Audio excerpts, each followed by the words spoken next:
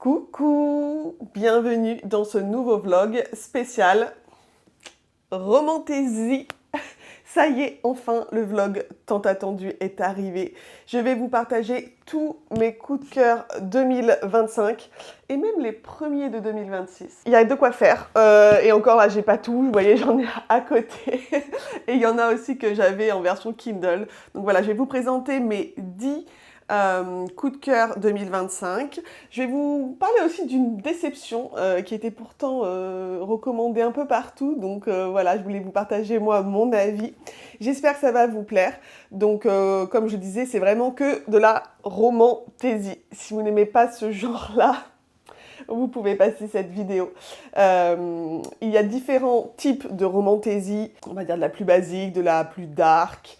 Voilà, il y en a un peu pour tous les goûts, plus ou moins spicy. Il y a toujours évidemment de la romance, hein, vu que c'est de la romantaisie. Mais moi, je choisis toujours des livres qui ont vraiment un world building, comme on dit en anglais, un univers vraiment très développé, poussé, où il y a du suspense, des rebondissements. Voilà, c'est pas juste axé sur la romance. Évidemment, pour moi, c'est très important. J'aime quand il y a notamment du slow burn, donc ça met un peu longtemps, on languit, voilà, ça se met en place. J'aime beaucoup les enemy to lovers, donc quand tous les opposent, les personnages, et qu'au final, ils vont tomber amoureux. Voilà, donc c'est souvent ce qui se passe dans ces livres. J'ai trop hâte de vous les présenter. Je vais prendre mon petit carnet, mon Travelers Company Notebook, qui est mon reading journal. Si vous avez vu ma précédente vidéo consacrée à tous mes carnets, vous savez que celui-ci est consacré à mes lectures.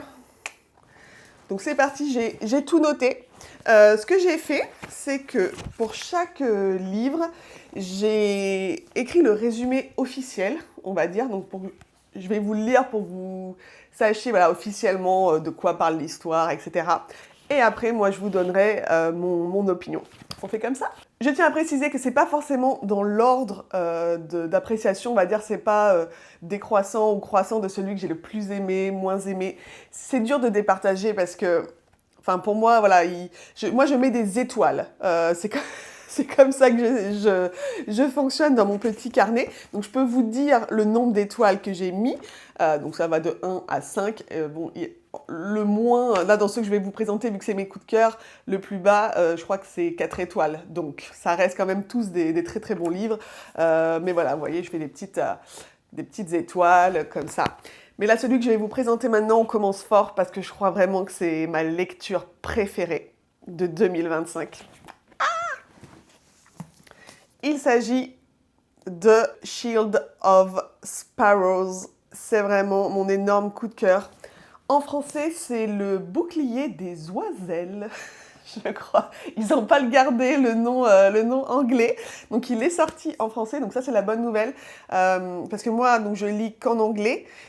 Donc, il y a la plupart des livres que je vais vous présenter, soit ils viennent d'être traduits en français, là, sur fin 2025, soit ils vont l'être en 2026, donc n'ayez pas peur. Si vous pouvez lire en anglais, je vous recommande vivement de lire en anglais, parce que les traductions, c'est catastrophe, vraiment. Donc voilà, c'est toujours mieux en VO, hein, c'est comme pour les films. Surtout, je trouve les scènes un peu spicy et tout, en français, ça sonne pas du tout bien.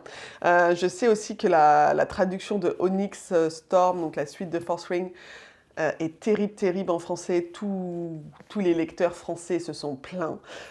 Donc voilà, si vous pouvez lire en anglais, vraiment, faites-le. Et donc, on commence avec Shield of Sparrows. Donc déjà, je vous laisse admirer la beauté de mon édition.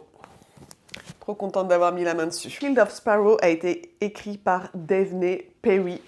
C'est une duologie, donc un second livre est prévu donc, en anglais pour avril 2026. Moi, à chaque fois, je le marque ça parce que c'est bon à savoir. Il y a des gens qui ne veulent pas commencer à lire tant que les sagas ne sont pas finies.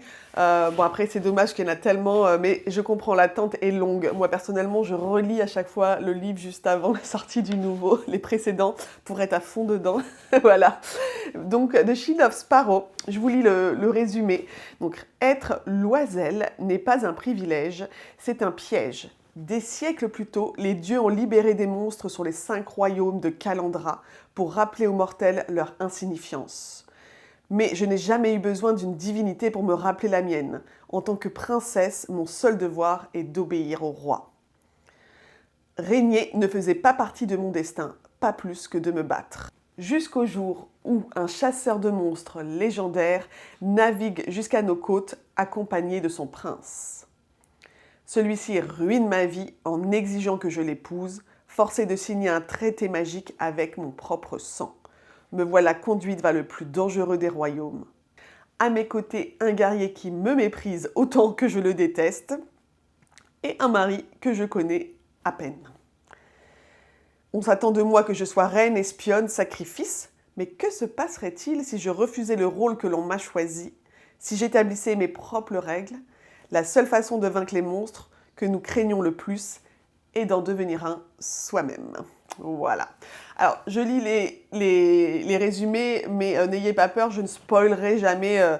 À chaque fois, en fait, bon, quand même... Alors, quand les résumés en disaient trop, j'ai concis. Mais en gros, à chaque fois, ce que disent les résumés, c'est dans les 50 premières pages, en gros. Donc, ça spoil pas trop. Et moi, je ne dirai jamais, jamais de spoiler dans mon avis et tout ça. Donc, pas d'inquiétude. Voilà. Alors, mon avis, donc comme je vous le disais, ça a été vraiment, je crois, mon livre préféré de l'année.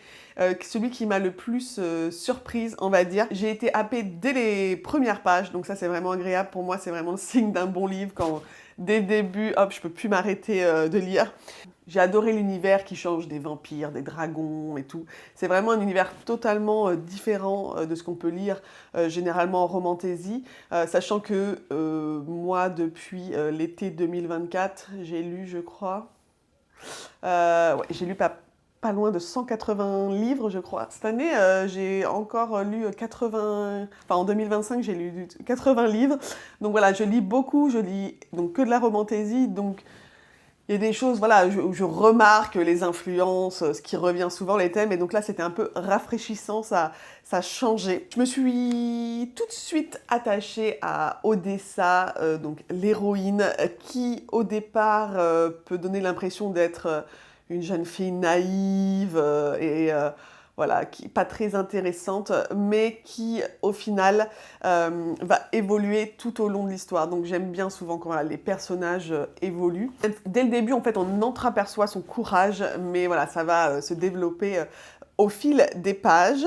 Ce livre nous transporte dans un monde où les monstres surgissent dans les océans, dans les forêts, et parfois même parmi ceux qui nous entourent.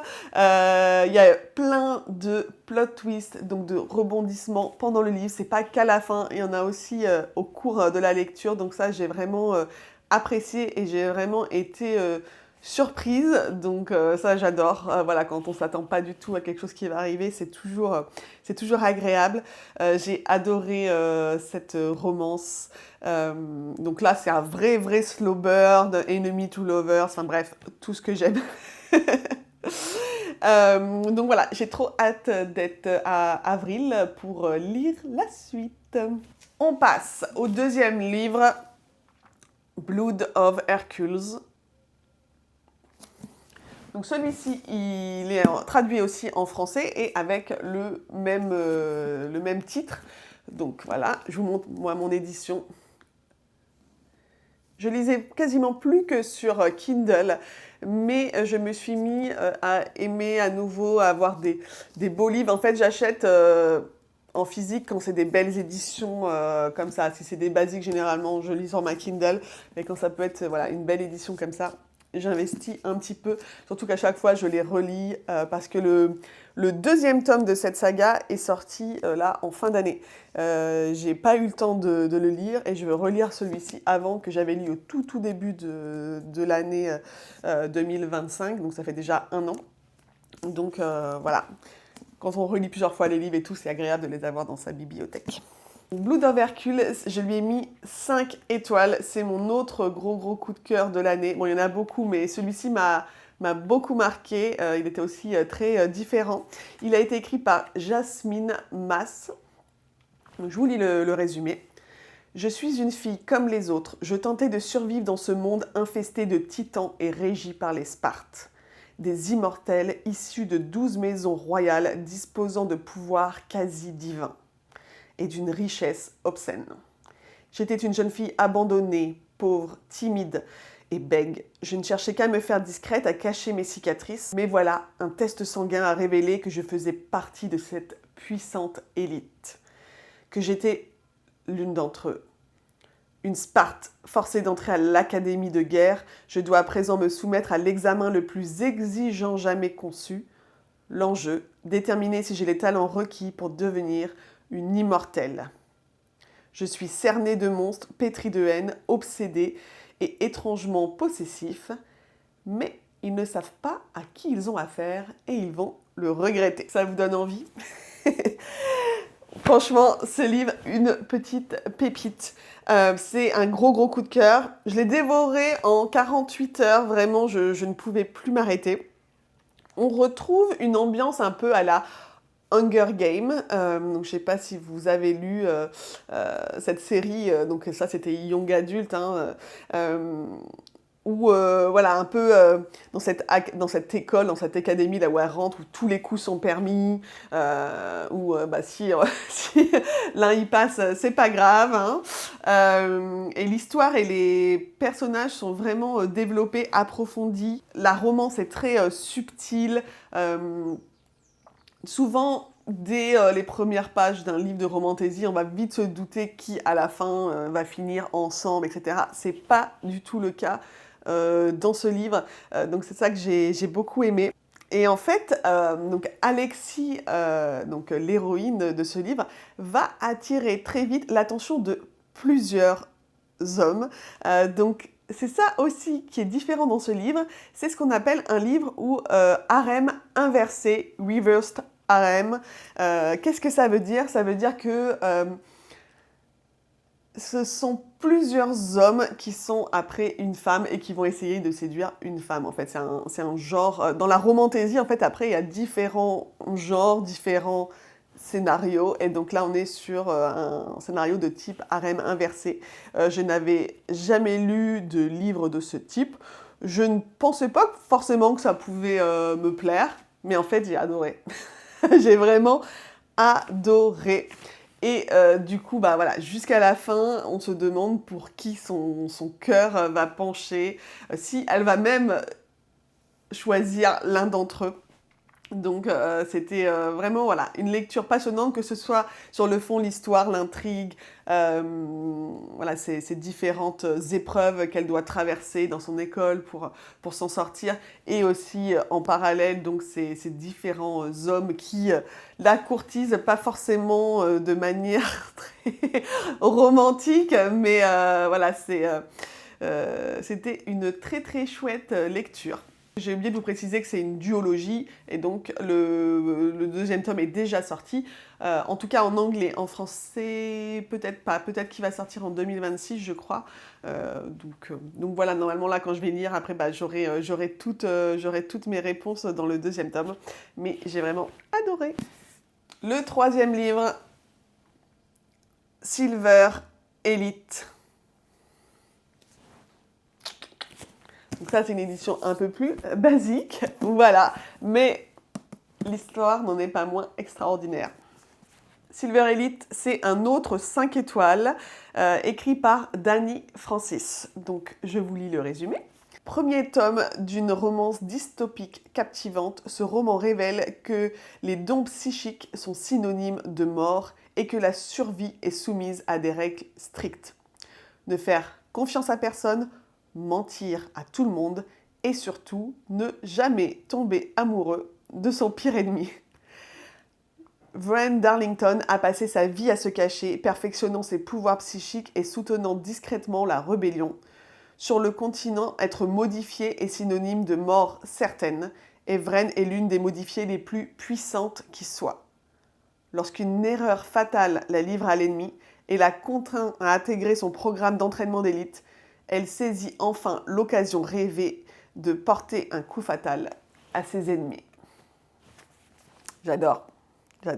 Alors moi, personnellement, je ne lis jamais les résumés avant de commencer un livre.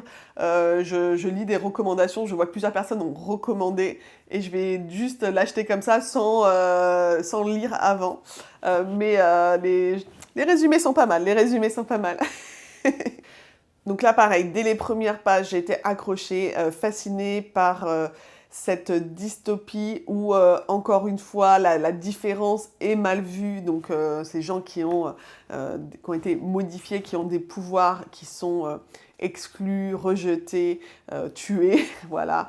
Ça m'a fait du bien de sortir des récits au monde très imaginaire, en fait. Alors, je lis beaucoup, moi, de fantasy, vraiment très fantasy, du coup, voilà, les dragons, les monstres et tout ça. Donc là, comme c'est une dystopie, c'est vraiment un monde réel, enfin, qui pourrait être le nôtre, mais qui est un peu, twisté. Donc, une nouvelle fois, on se retrouve dans une académie. En fait, je réalise que alors déjà, là, c'est de plus en plus courant. Je pense que le succès de Force Wing, par exemple, qui se passe dans une académie, voilà, l'académie des dragons et tout. Il y a eu évidemment Harry Potter, hein, en tout premier, tout ça. C'est quelque chose que les auteurs réutilisent très, très souvent et moi j'aime bien parce que généralement dans ces académies il y a des amitiés qui se forment, il y a des épreuves, il y a tout ça et c'est un genre que j'aime beaucoup lire. Donc là elle est à nouveau, elle aussi elle est dans une école. Donc elle est dans cette académie où elle entre un peu de force parce qu'en gros c'est soit ça soit la mort, donc à choisir, autant rentrer dans cette académie où il n'y a que des ennemis à elle et où personne n'est au courant qu'elle a des pouvoirs, en fait. C'est ça aussi toute l'histoire. Donc, elle doit faire croire qu'elle est comme eux, alors qu'en fait, pas du tout, et que elle, son but, c'est au contraire un peu de tuer l'ennemi de l'intérieur. Donc c'est vraiment intéressant, et il y a évidemment une romance de type Enemy to Lovers, vous pensez bien, avec un petit rappel un peu à Xaden de Force Wing. Voilà, je me suis laissée vraiment charmer justement par le capitaine Cross, donc, qui est un peu le Xaden de cette histoire. Et il y a pas mal de plot twists. Vraiment, là encore une fois, j'ai été surprise jusqu'à la fin. Donc voilà, encore un gros coup de cœur. Donc là, c'est une trilogie, en fait, j'ai oublié de spécifier. Donc là, c'était le premier livre. Le deuxième sortira en mai 2026 en anglais. Je ne sais pas quand est prévue la traduction en français. Vous pouvez regarder sur Internet. Mais voilà, au final, il y aura 3 livres. 4e livre, et pas des moindres, Alchemized. Je pense que vous en avez entendu parler. C'était impossible de ne pas en entendre parler cette année de ce livre. C'était un peu la sortie événement donc, de l'autrice Sen Lin Yu. Je vous montre mon édition qui est aussi incroyable, trop belle. Voilà. C'est un pavé. Là, on ne dirait pas comme ça, mais il y a 1000 pages. Donc ça, c'est ce qu'on appelle un stand-alone. Donc il y a seulement un livre. Donc une fois que vous avez celui-là, ça y est, c'est bon, vous avez toute l'histoire. Mais comme il fait 1000 pages, on va dire que c'est l'équivalent d'une duologie. Les pages là sont très, très, très fines. Ils ont réussi à faire que ce soit pas trop énorme. Mais voilà, donc Alchemized. Qu'est-ce que j'en ai pensé et de quoi ça parle? Attention, c'est une des lectures les plus intrigantes et percutantes de 2025. Alors, j'ai mis 4 étoiles à Alchemized. Donc, ça va peut-être faire polémique dans le sens où la majorité des gens, je crois, ont adoré. Mais en même temps, c'est un livre où soit on adore, on accroche, ou soit on déteste, je crois. Et j'en connais aussi qui n'ont pas du tout accroché. Donc déjà, je vais vous lire le résumé et ensuite, je vous dis un petit peu qu'est-ce que j'en ai pensé et pourquoi j'ai attribué 4 étoiles. Donc, la guerre est finie. Que croyez-vous protéger dans votre cerveau? Holdfast est mort. La flamme éternelle s'est éteinte. Il ne vous reste plus personne à sauver. Elena Marino était une alchimiste prometteuse. Aujourd'hui, elle n'est plus qu'une prisonnière, captive de la guerre qui a ravagé Palladia et de sa propre mémoire défaillante. Ses amis et ses alliés de la résistance ont été massacrés, ses pouvoirs neutralisés, et le monde qu'elle connaissait n'est plus qu'un champ de ruines. Dans l'après-guerre, Palladia est tombée sous le contrôle de guildes corrompues et de nécromanciens dépravés, dont les créatures mort-vivantes ont assuré le triomphe. Elena est désormais entre leurs mains. Donc je pense qu'après avoir entendu ce résumé, vous pouvez vous douter que nous sommes sur une dark romantaisie, et je pense que le terme romantaisie n'est pas forcément adapté pour décrire ce livre. Il y a évidemment une romance en fond, mais c'est vraiment tellement plus que ça, Alchemized. C'est sans contexte l'une des lectures qui m'a le plus marquée cette année. J'y pense encore régulièrement.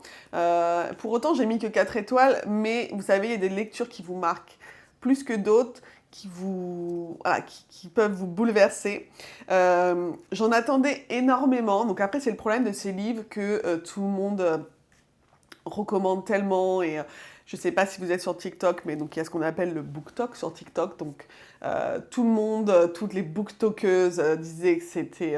elles pleuraient, on voyait que des vidéos où tout le monde pleurait en lisant ce livre et tout. Donc mes espoirs étaient très hauts, mes attentes très très hautes pour ce livre. Et du coup, je pense que c'est pour ça qu'il y a eu un petit effet déceptif par rapport aux attentes, ce qui n'empêche que c'est un excellent livre. L'autrice Céline Liu, elle avait auparavant écrit une fanfiction qui s'appelle Manacled. Donc c'est ce qu'on appelle une dramion, une histoire, donc une fiction sur Drago Malfoy et Hermione Granger, donc les personnages de Harry Potter.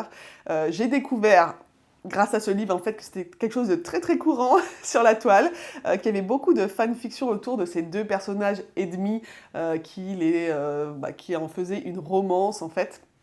Et donc, en fait, il se trouve que sa fanfiction Manacled a été lue des centaines de milliers de fois, que ça a été un énorme carton, et en fait, elle s'est fait repérer par une maison d'édition. Cette maison d'édition lui a demandé de réécrire son histoire, mais sans que les personnages soient Hermione et Drago Malfoy, et que l'univers soit différent, parce que évidemment, on n'a pas le droit légalement de republier un livre avec l'univers d'une autre autrice. Donc en fait, là, Alchemized, ce n'est plus du tout lié à Harry Potter, l'univers est totalement différent, les personnages sont différents, mais ce qu'elle a gardé, c'est le fond, l'histoire, la progression, enfin, etc. Il n'y a pas besoin du tout d'avoir lu Manacled avant de lire celui-ci, ce n'est pas lié. Donc avant toute chose, je voudrais préciser donc que c'est un livre très dark et donc il y a beaucoup de trigger warning qui sont vraiment précisés. C'est-à-dire que si par exemple vous êtes sensible au sujet de type violence sexuelle, violence psychologique, la guerre, la torture, enfin ce genre de choses, si vous êtes sensible sur ces points-là, je vous déconseille de lire ce livre parce que c'est le livre le plus violent qu'il m'a été donné de lire. C'est pas un livre feel good du tout, léger ou pas du tout, c'est vraiment un livre intense, donc il faut le savoir. Moi, je n'ai aucun trigger comme ça, donc ça ne me dérange pas de lire ce type d'histoire, mais voilà, on ne sait jamais, selon votre passé, votre expérience, ça peut être pour vous une lecture difficile. Donc en fait, le livre, il est partagé en 3 grosses parties. Et la première partie, au début, je me suis dit, mais dans quoi je me suis lancée? Les 250 premières pages, je ne comprenais rien de ce que je lisais. que des termes compliqués que je ne comprenais pas. Et en fait, il y a pas de, comment dire, de vocabulaire expliqué, ou c'est pas juste que je comprenais pas parce que c'était en anglais, c'est que même en français, je comprenais pas, quoi. Mais en fait, c'est vraiment volontaire. C'est pour nous mettre dans l'état émotionnel du personnage, donc de Elena, qui, elle aussi, est complètement perdue, ne comprend pas où elle est. Donc, comme le disait le résumé, en fait, elle est amnésique, donc elle ne comprend rien de ce qui se passe. Et donc, je pense que c'est vraiment volontaire, ce côté écriture un peu comme ça, où on est perdu, ça pose des bases, mais on ne comprend pas tout ce qui se passe et on n'arrive pas trop à comprendre qui est qui, en quoi consiste ces nécromanciers et tout. C'est normal. Accrochez-vous, c'est la seule chose que je peux dire. Je l'ai dit à toutes mes amies qui ont lu le livre. N'abandonnez pas parce que c'est dur au début, parce que ça vaut le coup vraiment de persister, parce que lorsqu'on arrive à la deuxième partie, alors là, c'est le choc. Et après, moi, je n'ai pu m'arrêter de lire vraiment, alors que c'était 1000 pages. Je l'ai lu en 3-4 jours, vraiment, j'ai été scotchée. J'ai été prise vraiment par après cette histoire, cette romance, la complexité de tout en fait, et je voulais vraiment savoir comment ça allait se terminer. Pourquoi j'ai pas mis 5 étoiles? Parce que je n'ai pas été autant bouleversée que j'aurais aimé l'être, notamment par la fin, alors que je voyais tout le monde pleurer et tout. Alors peut-être que je suis insensible, je ne crois pas, mais bon, voilà. Mais en tout cas, voilà, mes attentes n'ont pas été rejointes sur ce point-là. Et surtout, c'est à cause aussi de ce début un peu compliqué où la lecture était un peu dure toute la première partie du livre. Du coup, c'est pour ça que j'ai mis que 4 étoiles. Mais j'ai envie de le relire et dans un ordre différent des parties. Voilà, je ne vous en dis pas plus, mais c'est un livre qu'on peut relire et dans un autre ordre. Et après, je pense que la lecture est plus simple. Le 5e livre, Rose in Chains. Ça, c'est un livre qui m'a été recommandé par la librairie Book Lovers à Bordeaux. Je n'en avais pas trop entendu parler. Maintenant, on en parle un petit peu plus sur le BookTok, mais à l'époque, j'en avais pas du tout entendu parler. Donc ça a été du coup vraiment une belle surprise, donc je vais vous en dire plus tout de suite. Donc je lui ai mis 4 étoiles et demie. Le résumé. La guerre est finie, les ténèbres ont gagné et l'élu est mort. Capturée alors que son château tombe aux mains de l'ennemi, Bryony Rosewood n'a qu'une certitude, le monde qu'elle a toujours connu n'existe plus. Beaumar a triomphé et les sujets d'Evermore sont condamnés à un sombre avenir, car seule la servitude, l'emprisonnement et la mort les attendent. Les rescapés, femmes, privées de leur magie, sont rapidement livrés aux plus offrants lors d'une vente aux enchères. Et en tant que princesse, Bryony est un prix très convoité. Après une lutte acharnée, elle devient la propriété de Tavernhurst, l'héritier d'une famille de haut rang, connue pour son ambition sans limite. Et il s'agit d'un homme qui la fascine depuis toujours. Dans cet univers où la magie est une arme mortelle et où aucune pensée ne reste secrète, tout semble perdu. Mais une aide insoupçonnée pourrait bien surgir de l'ombre et raviver un espoir que Bryony croyait à jamais éteint. Le résumé, là, en dit pas mal, mais c'était vraiment une histoire difficile à résumer autrement, je dirais, sans en dire moins. Donc voilà, ça vous pose un peu les bases, l'ambiance. Donc là, c'est vraiment axé sur la magie. Il y a ces deux clans qui ont différents types de magie. Et alors qu'avant, ils arrivaient à vivre en parfaite harmonie, il va se passer un événement qui fait que l'un des clans va vouloir prendre le dessus et exterminer en gros l'autre clan, l'autre type de magie, sauf les femmes donc, qui sont vendues aux enchères. Ce livre m'a beaucoup plu. La romance n'est pas ultra présente, il faut le savoir, il y a de la romance, mais là, c'est vraiment un slow burn de l'extrême. Voilà, c'est pas le livre le plus spicy de l'année, même pas du tout. J'ai vu qu'il y en a qui disaient que c'était un peu spicy. Moi, personnellement, je me souviens même pas vraiment de spice. Tellement c'est pas spicy comparé à d'autres livres. Mais ça n'empêche pas que l'univers est incroyable.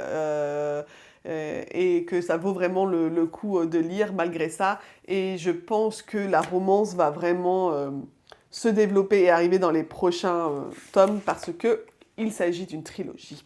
Voilà. En fait, dans ce livre, ce qui est intéressant, c'est qu'on ne sait jamais vraiment qui croire, à qui faire confiance. Donc, on lit tout au long en se disant, mais est-ce que je suis censée aimer ce personnage ou pas? Est-ce que... voilà, on tâtonne et on se demande vraiment jusqu'au bout. Il y a aussi, en fait, quasiment tous les 2 chapitres, c'est des chapitres flashback sur un temps où, justement, ces 2 clans vivaient en... Alors, pas en harmonie totale, mais en tout cas se toléraient. Et donc, en fait, les élèves, les enfants de tous ces magiciens qui ont des pouvoirs magiques, allaient dans une académie commune, donc aller en classe ensemble, etc. Et donc, dans ces flashbacks, on revient sur des moments qui sont passés dans cette classe.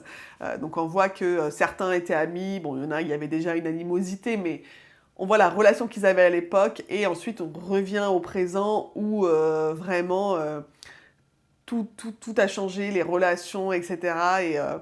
Et c'est vraiment intéressant, je trouve, de voir comment ça peut switcher, même des amitiés qui finalement peuvent très très vite se retourner et son ami peut devenir son ennemi. Le système de magie aussi est très intéressant, très intriguant, complexe. Donc voilà, j'ai beaucoup aimé ça, un peu différent d'autres type de magie. Il y a de la tension, c'est captivant. Donc vraiment, c'est un livre que j'ai pas lâché, que j'ai lu facilement. J'ai hâte de lire la suite, de voir comment ça va évoluer. Alors par contre, c'est pas pour tout de suite. Le livre numéro 2, c'est pour décembre 2026. Donc il y a un petit peu d'attente. Je ne pense pas qu'il ait déjà été traduit en français, celui-ci. C'est peut-être à venir. Il faut guetter aussi sur Internet. Faites-vous des petites fiches des livres qui vous intéressent, dans ceux que je vous recommande. Et ensuite, vous pouvez aller faire une petite recherche pour voir ceux qui sont prévus dans les maisons d'édition. Il y en a quand même de plus en plus qui sont traduits en France. Maintenant, il y a vraiment des maisons d'édition spécialisées dans la romantaisie, dans tout ça. Mais parfois, ça prend un peu de temps, malheureusement. Pourquoi j'ai pas mis 5 étoiles parce que même si j'ai aimé l'histoire, c'est pas le livre qui m'a le plus marqué, transcendé. Voilà, j'ai bien aimé, mais je veux dire, c'est pas mon énorme coup de cœur de l'année. Donc, c'est pour ça que j'ai mis 4,5. Voilà, histoire de pas mettre la même note à tout le monde. Ensuite, on passe au livre qui était le plus attendu de 2025, que je n'ai pas en physique parce que j'avais tellement hâte de le lire que je l'ai pris sur ma Kindle parce que c'était plus rapide.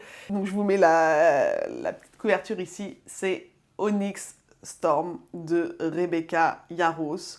Donc le 3e tome de la trilogie The Empyrean, de Fourth Wing. Il va falloir d'ailleurs que je m'achète ce 3e tome, mais en fait j'attends un pack collector de tous les livres pour me les acheter en physique, voilà, avoir une belle édition. Parce qu'en français, ils ont sorti des belles éditions collector, mais pas en anglais. Donc voilà, j'attends, je suis patiente, donc en attendant, c'est sur ma Kindle. Alors, Onyx Storm. Je suppose qu'il y a beaucoup de lectrices qui regardent ici, qui ont déjà lu Fourth Wing, et aussi le 2e opus de cette saga, Iron Flame. Je sais que j'en ai converti beaucoup en recommandant cette série. C'est comme ça, moi, que je me suis remis à la lecture en 2024. Et après, j'ai plongé dans l'univers de la romantaisie et je ne pouvais plus m'arrêter. Pour moi, Fourth Wing aura toujours une place à part et pourra difficilement être égalé. Voilà. Donc évidemment, j'ai beaucoup d'attentes pour chaque tome. Et là, ce 3e tome, j'ai mis 4,5. 4 étoiles et demie. Voilà, c'est pas un 5 étoiles parce que le début a été laborieux. Donc je vais pas lire de résumé parce que si vous n'avez pas lu le 1er et 2e tome de Fourth Wing, je ne veux évidemment pas vous spoiler. Si vous ne les avez pas lus, lisez-les, vraiment. Donc c'est en fait un univers où il y a des dragons. Et les enfants doivent rentrer dans différentes écoles et l'une d'elles est l'école des dragons qui est la plus difficile. Enfin, toutes les épreuves pour s'en sortir sont extrêmement difficiles. Il y a énormément de morts, énormément de violence.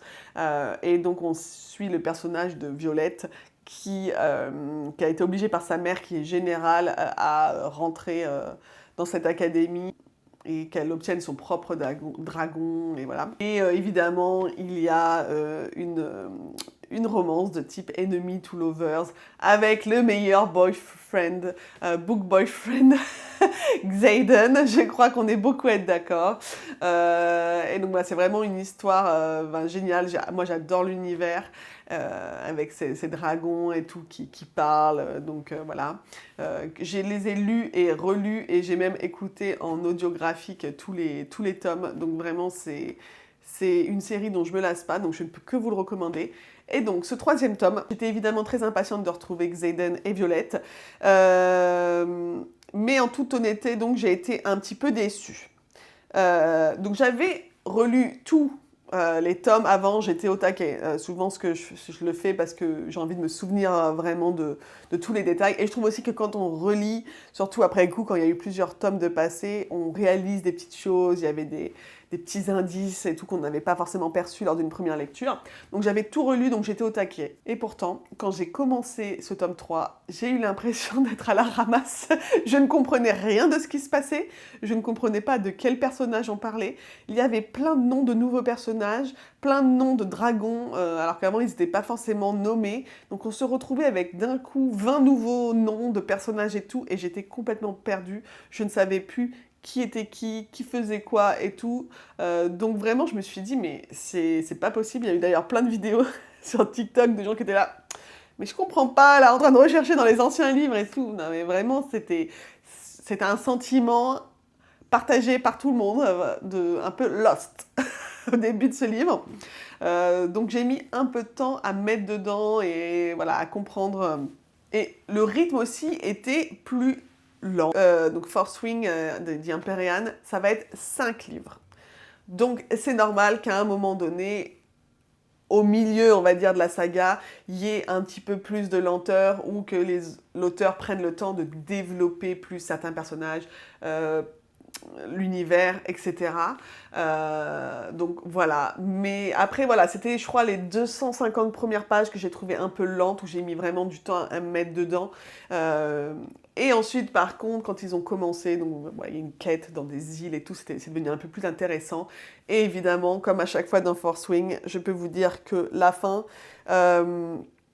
il faut les 150 dernières pages, il faut avoir le temps devant soi pour les finir d'une traite, être bien posé, savoir qu'on va avoir le temps de tout finir parce que c'est haletant, il se passe toujours des énormes rebondissements, des énormes plot twists. Donc, Rebecca Yarros ne nous a pas déçus, encore une fois. La fin de Onyx Storm était terrible. Je me souviens à la fin, j'étais là, mais c'est pas possible. Mais c'est pas la dernière page, ça peut pas se finir comme ça.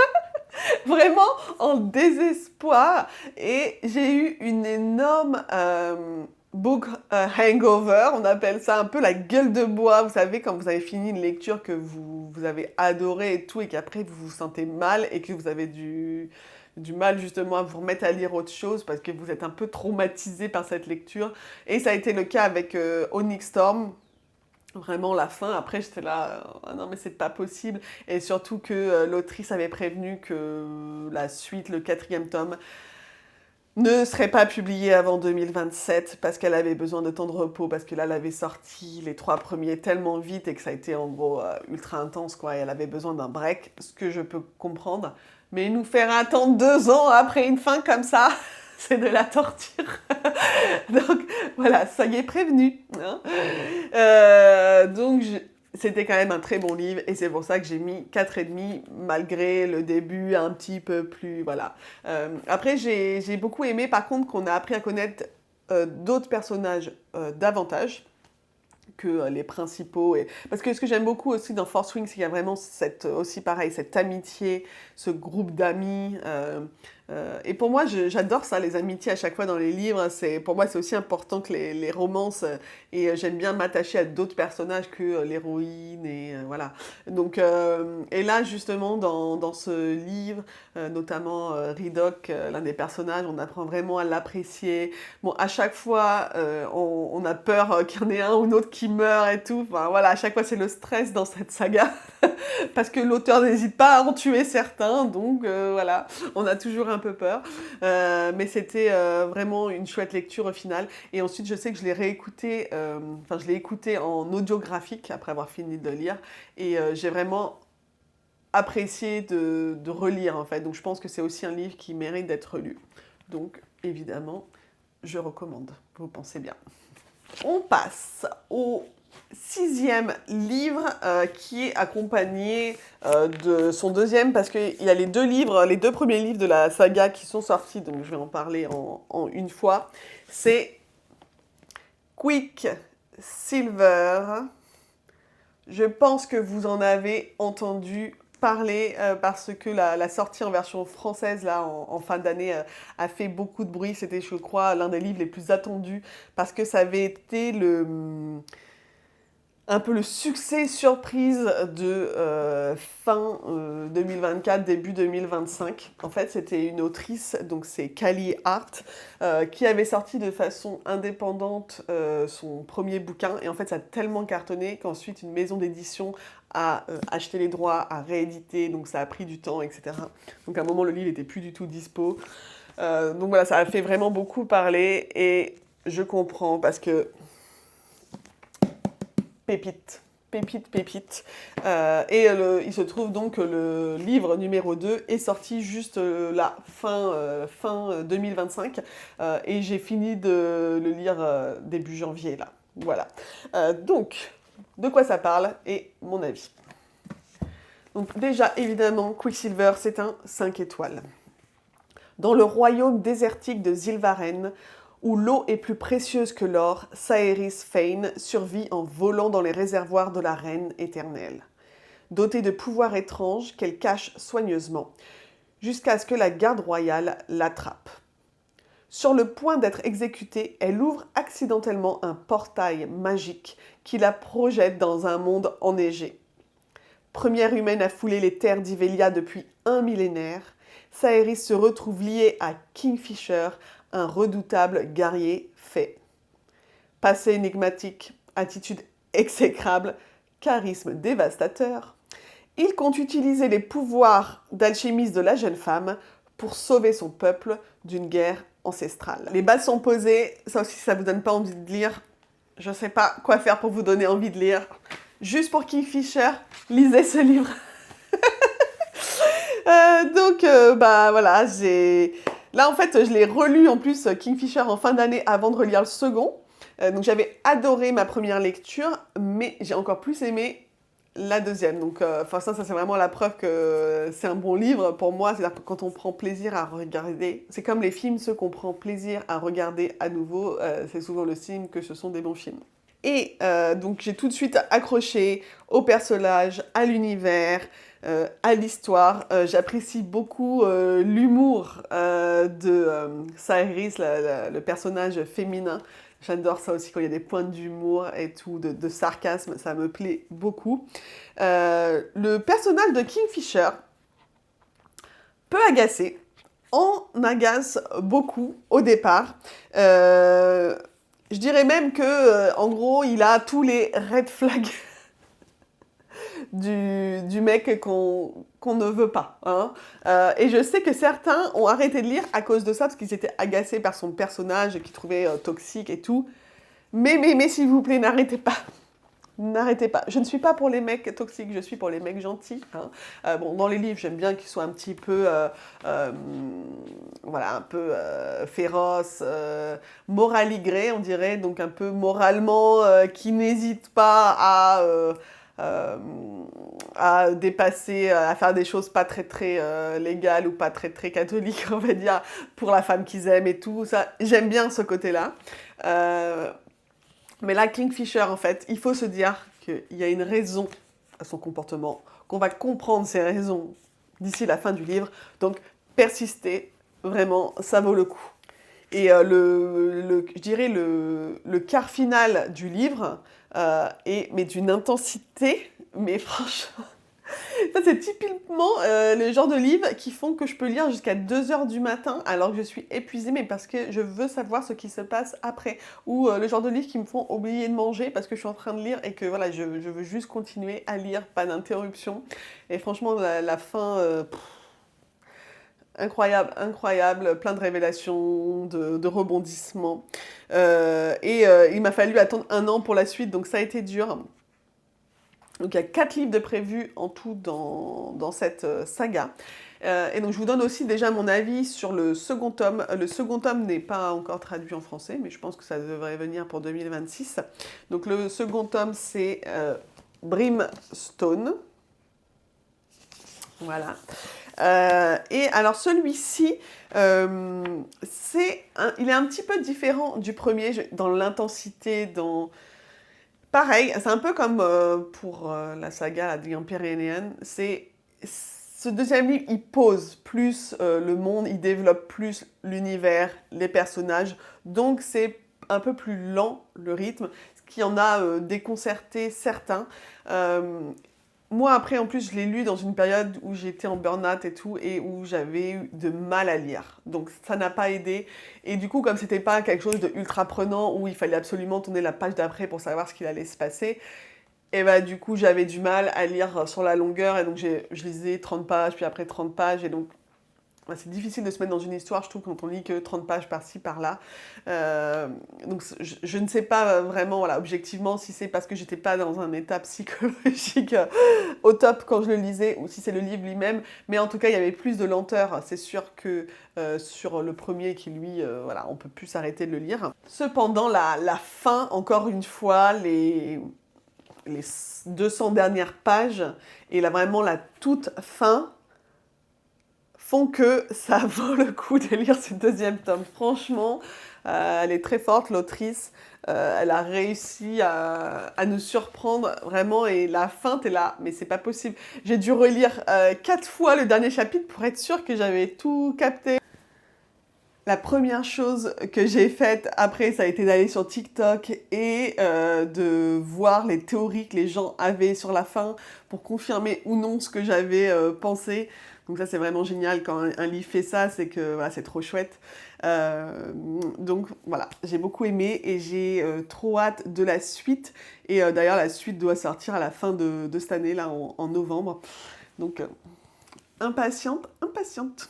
Ensuite, on passe encore à 2 tomes, parce que il se trouve que 2 tomes sont sortis cette année. Il y a même le 3e qui est déjà sorti, mais j'ai juste pas eu le temps de le lire.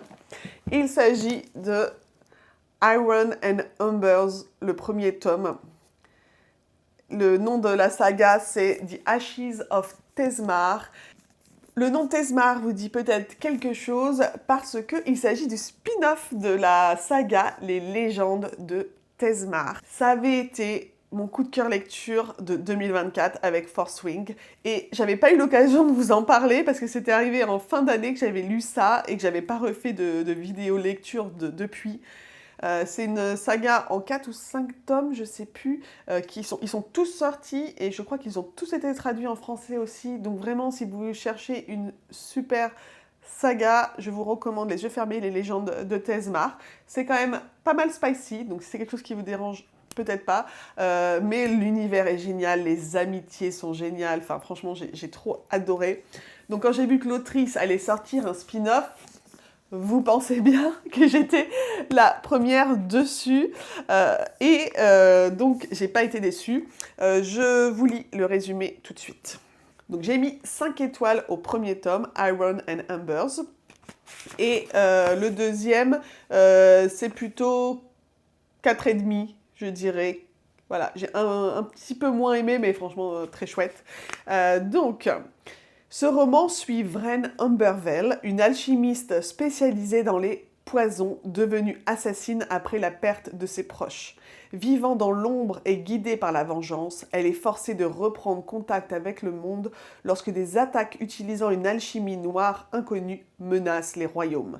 Contrainte de collaborer avec Thor Elderbrock, je suis pas sûre de la prononciation du nom, un héros de guerre avec qui elle entretient une relation compliquée depuis des années, Vren doit intégrer la célèbre académie des alchimistes Drevnor pour trouver un remède à cette nouvelle menace. Donc Vren, c'était en fait la sœur de l'héroïne des légendes de Tezmar. Donc c'est pour ça que c'est un spin-off, parce qu'on suit son parcours à elle maintenant. Même si quelques personnages évidemment des légendes de Tezmar reviennent aussi dans cette saga. Mais c'est vraiment elle le personnage principal maintenant. Et bah voilà, sans surprise, j'ai beaucoup aimé l'intrigue. De toute façon, l'autrice, je trouve qu'elle écrit très bien et les univers qu'elle imagine sont vraiment très, très intelligents, très développés. Parce que le problème, il y a certaines romantaisies où je trouve que l'univers en lui-même, le world building n'est pas assez développé, que c'est un peu trop simpliste et tout. Moi, j'aime bien quand même quand il y a de la complexité, quand c'est vraiment très développé, qu'on comprend tous les aboutissants de ce monde, de tout ce que ça implique. Donc là, c'est le cas dans ces livres-là. Et en fait, ce qui était chouette, c'est que là, du coup, Vren, elle est alchimiste. Et donc, vraiment, là, on s'intéresse vraiment à l'alchimie dans ce livre. Moi, j'y connaissais pas grand-chose. Après, l'alchimie, elle est abordée de différentes façons. C'est marrant parce que selon les livres que je lis, là, de Romantaisie, parce qu'après ça, j'en ai lu d'autres où il y avait des alchimistes. Par exemple, dans Quicksilver, justement, elle a un pouvoir d'alchimiste, Cyrus, mais c'est complètement différent de ce que fait Vren. Donc voilà, j'ai trouvé ça très intéressant. Donc elle est aussi dans une académie où elle va apprendre l'alchimie, développer des choses, etc. Et là, ce que moi j'ai adoré vraiment, c'est la romance, encore un peu un Enemy to Lovers, où vraiment les deux s'agacent tellement et se méprisent tellement. Et finalement, la romance est inévitable, mais voilà, la tension qui monte pendant toute la lecture où ils sont à deux doigts de déraper à chaque fois et non et tout. Enfin voilà, c'était très sympa à lire. La fin de ce premier tome m'a laissé sans voix. Heureusement que la suite est sortie rapidement, parce que vraiment, la fin, j'étais là, c'est pas possible, qu'est-ce qui se passe? J'étais un peu désespérée. Et donc, pour le deuxième tome, donc, c'est celui-ci, les éditions sont très jolies. Au début, j'ai un peu moins accroché. Et j'ai trouvé qu'il y avait pas mal de redondances, que l'intrigue évoluait pas assez, que voilà, c'était un petit peu toujours la même chose, que ça tournait en rond. Pareil, le jeu un peu chat-souris avec Thor, voilà, leur romance. Voilà. C'était un petit peu toujours pareil. Donc au début, je me suis dit, ah mince, ça évolue pas assez. Même si je prenais quand même plaisir à lire, hein, ça reste une lecture agréable comparée à d'autres. Mais voilà, il y avait un petit peu de bon bah si c'est que comme ça, voilà. Mais pareil, après la fin, bon bah voilà, elle nous a retourné le cerveau. Une nouvelle fois. Donc il faut que je lise absolument ce troisième tome pour voir comment cette trilogie va se finir. Et puis je pense dire aussi au revoir définitivement à ces personnages, parce que je ne pense pas qu'elle va refaire une histoire liée à cet univers. Donc voilà, ce sera à la fin, les goodbye. Ça c'est dur, hein, c'est comme les séries qu'on regarde à la télé pendant très longtemps, genre typiquement là récemment, Stranger Things, et il faut dire au revoir aux personnages. Ben, moi ça me fait de la peine, comme ça aussi après avoir lu une saga, des livres, et j'ai pas envie de dire au revoir, donc c'est pour ça que je relis parfois. Alors, plus que 2 sagas à vous présenter de mes coups de cœur 2025. Restez là, ne partez pas, parce que c'est pas parce que c'est les derniers que c'est les moins bons, hein. Donc, ce dont je vais vous parler maintenant, je ne les ai pas achetés en livre, je les ai que sur ma Kindle. Donc, je vais vous mettre la petite image. Et c'est une duologie qui est déjà sortie et qui est déjà sortie en français aussi. Donc, en anglais, c'était de Crimson Moth et Rebel Witch, le second tome. En français, je crois que ça a été rebaptisé Heartless Hunter. Le premier tome. Donc voilà, cherchez sous l'un ou l'autre nom. Je pense que c'est Heartless Hunter en français. Donc ça, c'est une saga que j'avais lue vraiment au tout début de 2025. Ce qui était fou, c'est que comme à l'époque, je tenais pas mon petit carnet, j'avais presque oublié que je l'avais lu, parce que j'ai lu tellement de choses, voilà. Et en fait, j'en ai vu d'autres en reparler, là, en fin d'année, je me suis dit, mais c'est vrai, j'avais trop adoré cette saga, mais comme elle était terminée et tout, bah c'est vrai que des fois, voilà. Donc, j'ai mis 5 étoiles parce que vraiment, j'avais vraiment beaucoup aimé. Et ça parle de sorcières. Et ça, on aime bien. Ça change aussi. Alors, je vous lis le résumé. La révolution touche à sa fin. Les sœurs reines sont tombées et avec elles, la caste des sorcières. Celles qui dominaient le pays sont désormais traquées et exécutées. Leur magie faiblit de jour en jour. Descendante d'une lignée de sorcières, Rune est parvenue à conserver son statut au sein de la haute société, mais n'en oublie pas ses origines pour autant. La nuit, elle devient le Crimson Moth. Et, avec l'aide de ses amis Verity et Alexander, sauve les sorcières des terribles gardes du sang, qui ont juré leur mort. Mais lorsqu'un sauvetage tourne mal, Rune détourne les soupçons en se rapprochant de Gideon Sharp, le plus redoutable chasseur de sorcières du royaume, espérant lui soutirer des informations par la même occasion. Voilà. Voilà, enfin une histoire de sorcière, parce que depuis Harry Potter, alors après j'en avais lu une autre saga de sorcière, mais je me souviens plus du titre, qui était pas mal aussi. Mais sinon, c'est que la deuxième saga de sorcière que je lis, donc parmi 180 livres, les seules sagas, il n'y en a pas tant que ça. Je pense que les gens ont peur de se remettre dans cette thématique, d'être comparés peut-être à Harry Potter, même si c'est complètement un univers différent. Mais du coup, voilà, j'étais contente de retoucher à ça. J'ai dévoré cette duologie, j'ai enseigné les deux, parce que les 2 tomes étaient déjà sortis. Les personnages principaux, en fait, jouent au chat et à la souris pendant toute l'histoire. Et ils risquent de se prendre à leur propre piège parfois, voilà.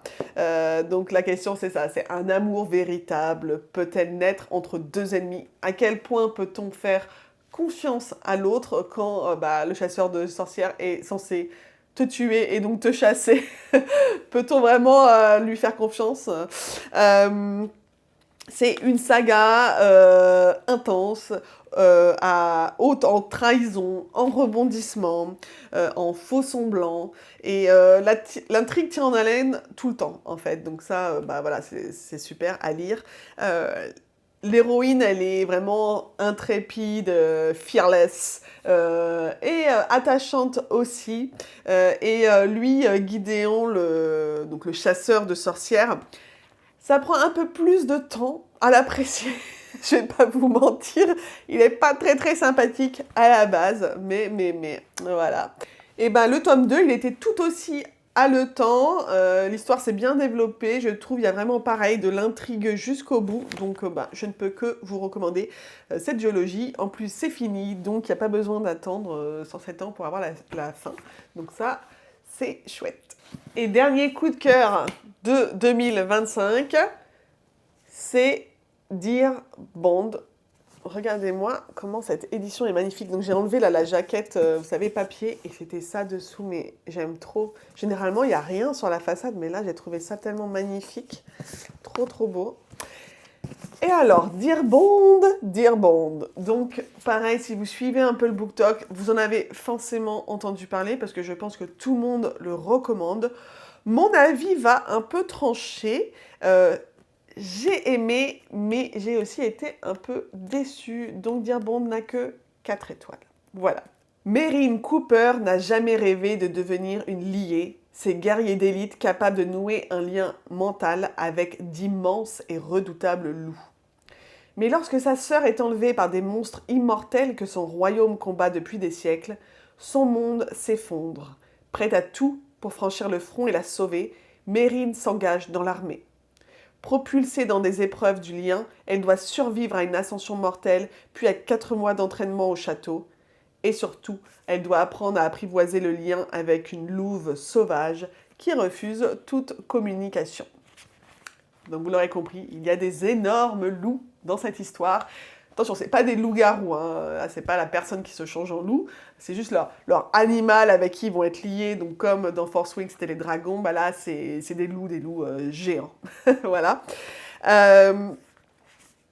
J'ai commencé à lire ce livre Et je me suis dit, oh my god, j'ai trouvé le nouveau Force Wing. Parce que vous me demandez toujours, oh, j'ai adoré Force Wing, est-ce que tu as autre chose à recommander dans le même style et tout? Alors évidemment, là, j'en recommande plein et tout. Mais là, c'était vraiment les mêmes vibes et tout. Je me suis dit, ah mais là, c'est sûr, c'est le nouveau Force Wing et tout. Et comment dire? J'y ai cru jusqu'aux trois quarts du livre que c'était la nouvelle pépite. Ça, mais le problème, c'est que j'ai réussi à prédire la fin. Et donc, il n'y a pas eu de rebondissement ou de plot twist pour moi. Et ça m'a gâché, évidemment, l'expérience parce que voilà, j'ai vu venir ce qui allait se passer.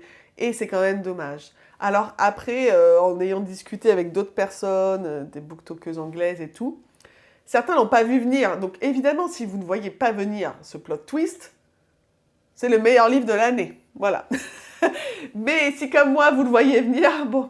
Alors après, est-ce que je lis tellement de romantaisie que du coup, bah, je commence à... C'est comme maintenant... Enfin, j'ai regardé tellement de séries dans ma vie que je devine toujours ce qui va se passer en amont et tout. Et donc, c'est agaçant. Je suis rarement surprise. Et peut-être que ça commence à me faire ça en romantaisie. C'est pour ça que j'adore quand je suis surprise, que je me dis, ah, ça y est, on a encore réussi à me surprendre. Et là, bon... J'ai vu venir, mais ça n'en reste pas moins un très bon livre. Après, certains pourront critiquer le fait que c'est quand même très ressemblant à Force Wing. On va dire l'univers, le déroulement un peu de l'histoire dans une académie. Il faut se lier avec son animal, il y a différentes épreuves et tout. Ça peut rappeler sur le papier Force Wing, clairement, voilà, on va pas se leurrer, c'est... Mais les personnages sont différents, l'intrigue est différente. Là, la fin et tout, ça n'a rien à voir avec Force Wing, donc faut pas non plus s'empêcher de lire parce que ça pourrait être éventuellement un peu similaire. Je pense que ça peut plaire à un grand nombre d'entre vous. Vraiment. Je pense vraiment que moi, j'ai vu venir la fin parce que, parce que je lis trop. Voilà. Mais ça reste quand même un bon livre et j'ai envie de lire la suite parce que justement j'ai envie de voir comment ça va se développer et si cette fois je peux être un peu plus surprise. Et la suite, bah ça va sortir en mai 2026, le deuxième tome. Alors ça, je ne pense pas que ça a été déjà traduit en français, mais c'est à coup sûr que qu'ils vont le faire parce que voilà, ça sent le Force Wing, le succès Force Wing. Donc je pense que les maisons d'édition sont déjà sur le coup, pas d'inquiétude. Mais voilà, ça sera une trilogie. Et voilà, donc le deuxième tome pour mai 2026. Donc après le deuxième tome, bah, je vous dirai si je confirme ma déception ou si au contraire ça va mieux et que j'ai pu accrocher à nouveau à l'histoire. Mais néanmoins, ça reste une bonne lecture. C'est pour ça que je l'ai quand même mis dans mon top 10 parce que c'est quand même une histoire dont je me souviens et qui m'a marqué. Ensuite, il fallait que je vous parle de la déception de l'année parce que ça, c'était une mini déception à la fin. Mais alors, le livre qui m'a torturée et que j'ai eu 100 fois envie de poser et d'arrêter de lire, mais que j'ai lu jusqu'au bout en me disant mais pourquoi tout le monde le recommande, donc il doit y avoir une raison, il y a peut-être une fin de dingo, donc j'avais persisté. Mais non, déception jusqu'à la dernière page. Donc voilà, je me suis dit, il faut que je le dise au cas où, parce que il faut savoir que certains n'ont pas apprécié ce livre, et après en avoir discuté avec d'autres, je pense que c'est le genre de livre où soit tu adores, soit tu détestes, et cette fois-ci, j'étais dans la catégorie « je déteste ». Donc, ce livre, c'est The Night and the Moth, je vous mets la couverture. Il a été traduit en français là en toute fin d'année, donc il est disponible, hein. Vous pouvez vous faire votre propre avis, évidemment. Tous mes avis sont ultra subjectifs, voilà, c'est comme ça. Peut-être que vous... ça vous plaira.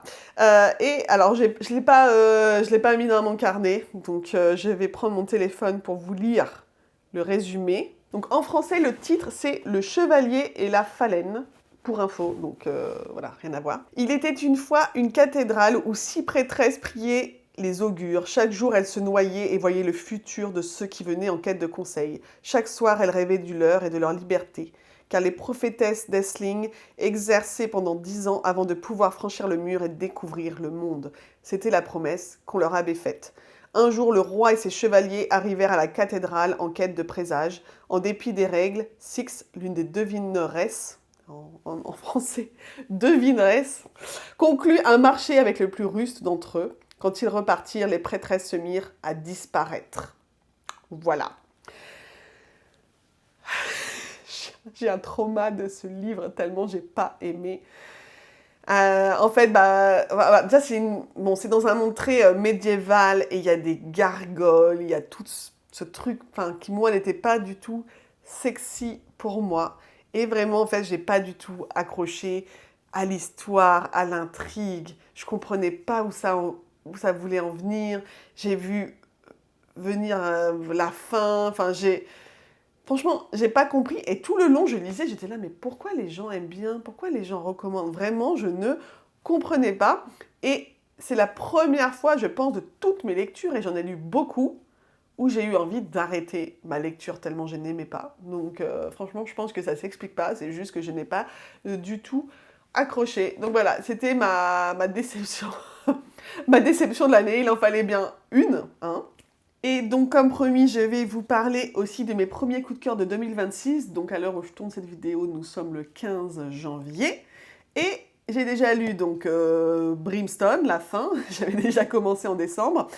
Et ces 3 pavés, celui-ci, j'ai pas encore fini. Ça ne serait tardé, je pense, ce soir ou demain matin maximum.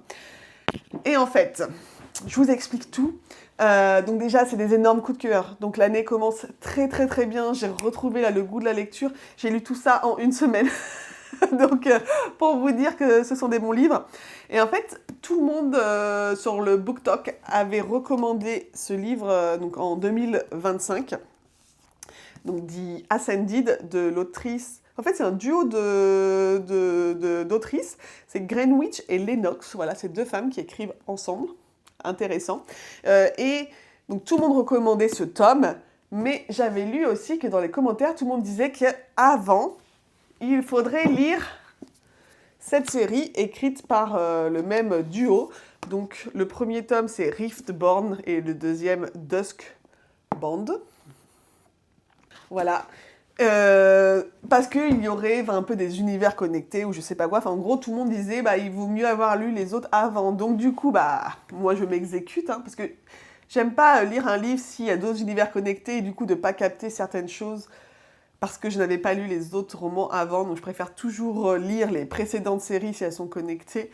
C'est pour ça que si vous voulez lire Iron and Amber, je vous conseille de lire La Légende de Tezmar avant, par exemple, parce que sinon ça perd son sens. Mais là, pour le coup, c'est pas de spin-off ou quoi, et alors que j'en suis à la moitié de celui-ci, je n'arrive toujours pas à comprendre en quoi ils sont connectés. Mais peut-être que ça va venir sur la fin. Voilà.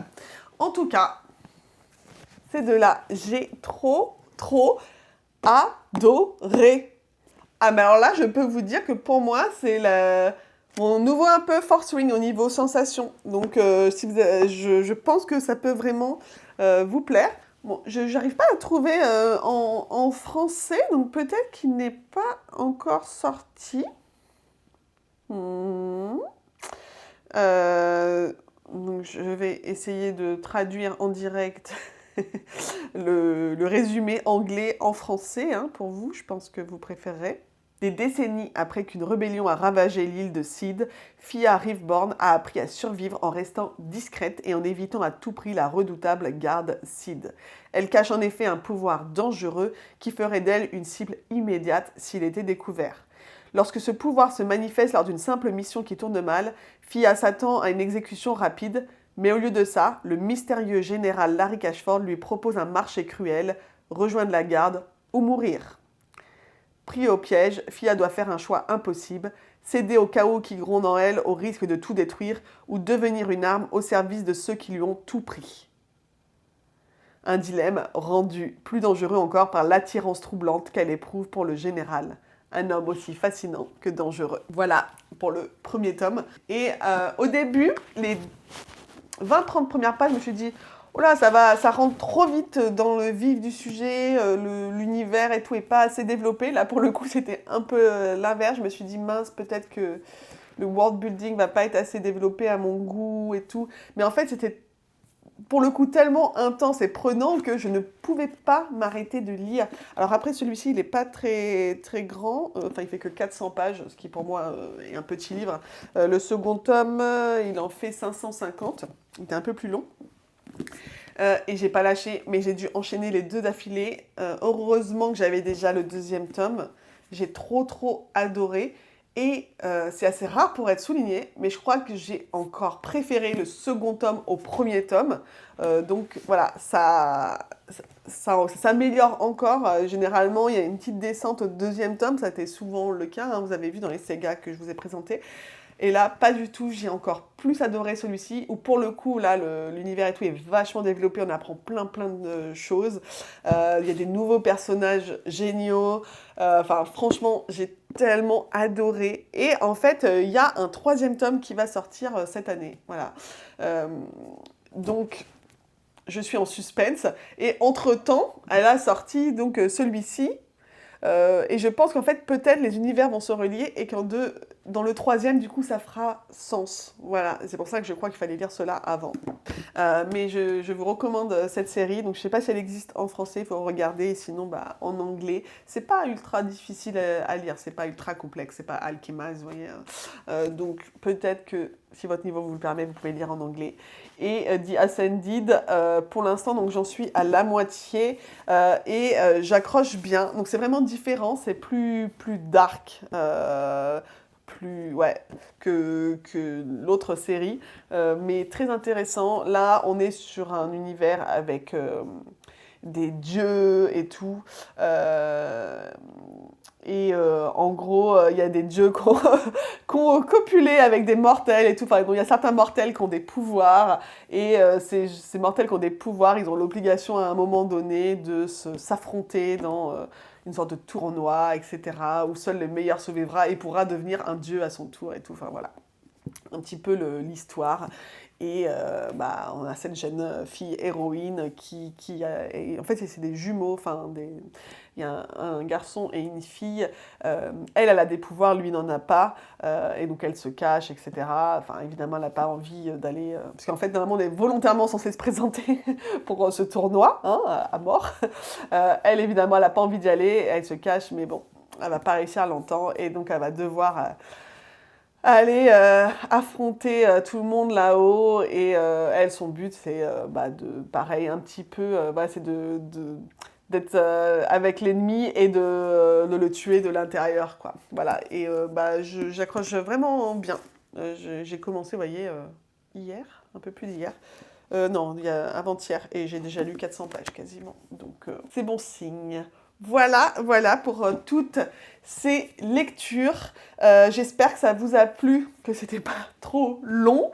Dites-moi, vous, quels ont été vos coups de cœur lecture en 2025 parce que je ne peux pas tout lire, donc j'ai peut-être manqué des choses. Même peut-être vous lisez des livres écrits par des autrices françaises et que du coup je ne connais pas, parce que c'est vrai que j'ai tendance, je lis qu'en anglais. Dites-moi aussi quel livre vous donne le plus envie dans tout ce que je vous ai présenté. En tout cas, bah, voilà, je vais essayer de faire ça un petit peu régulièrement, donc déjà une fois par an avec tous mes coups de cœur, mais je vais essayer aussi de temps en temps de faire peut-être en milieu d'année, là peut-être juste avant l'été, je referai un point sur toutes mes lectures de 2026 parce que je lis tellement que j'aurai a priori déjà lu une cinquantaine de livres d'ici juin, donc je vous dirai celles que j'ai préférées. Je vous embrasse, on se dit à bientôt pour un nouveau vlog.